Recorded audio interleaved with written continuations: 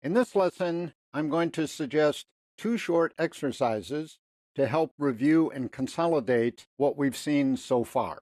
What you see on the screen in my Emacs editor is one of the working files. It's called amend.txt, and the cursor right now is pointing at my web.xml file. So this is the so-called deployment descriptor.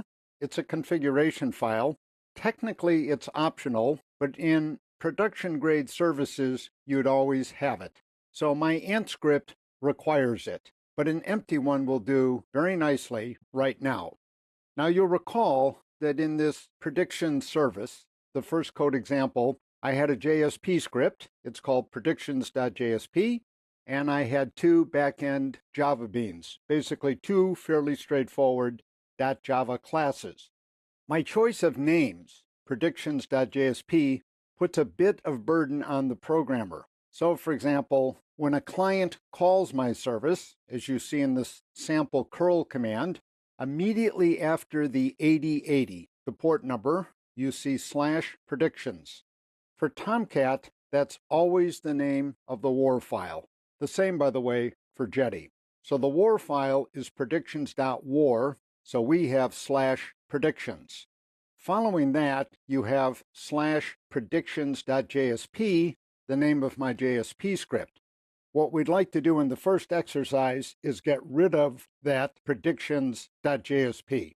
So to that end, the first exercise is quite simple. Rename predictions.jsp to index.jsp, which is a default name. Rebuild the WAR file using the and script. And once that's done, you see down here now with the new curl, all we need after the port number is /predictions, because Tomcat will now look for either index.html, we don't have that, index.htm, we don't have that, or index.jsp, we do have that.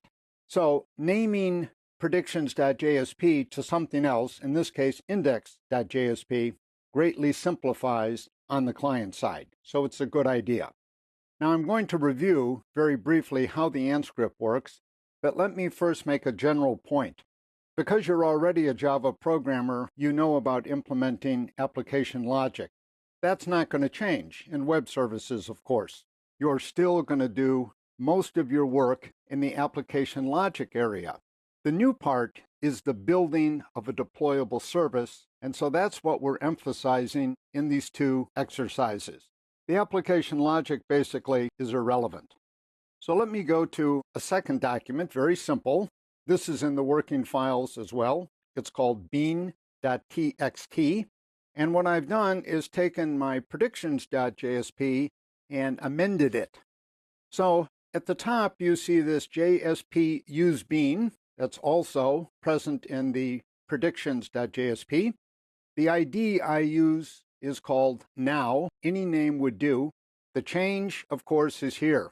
Java.util.date is one of the standard classes in the Java distribution. Before, I was using a user-defined class called predictions. So all of these Java classes are eligible to be used as beans.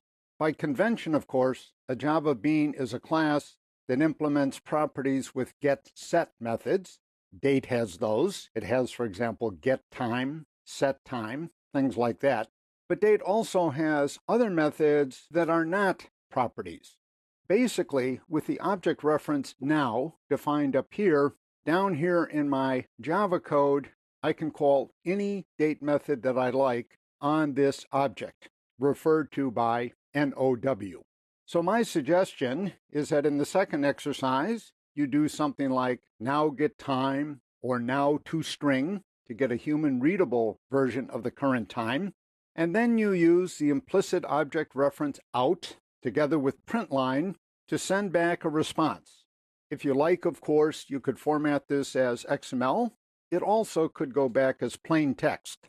That's not the big deal. The big deal is putting it all together, doing the packaging and the deployment to Tomcat. So let me do a quick review of how to do this. Pick any directory you like on your system. Let's call that the current working directory. put my build.xml in the current working directory, create a subdirectory called src. So the name is important. It has to be lowercase. Put the dummy web.xml in that directory, and also put your new JSP script in that directory. We already know it's easiest if you name that index.jsp. And then from the current working directory, here for review is the ant invocation. So it's ant -d, war name equals anything you like, deploy. And then for testing, once you've done that, the deployment on Tomcat's side should be instantaneous. I'm assuming, of course, that Tomcat is up and running. Curl localhost 8080/time. This should hit your index.jsp, and you should get back whatever message you send with the out.println.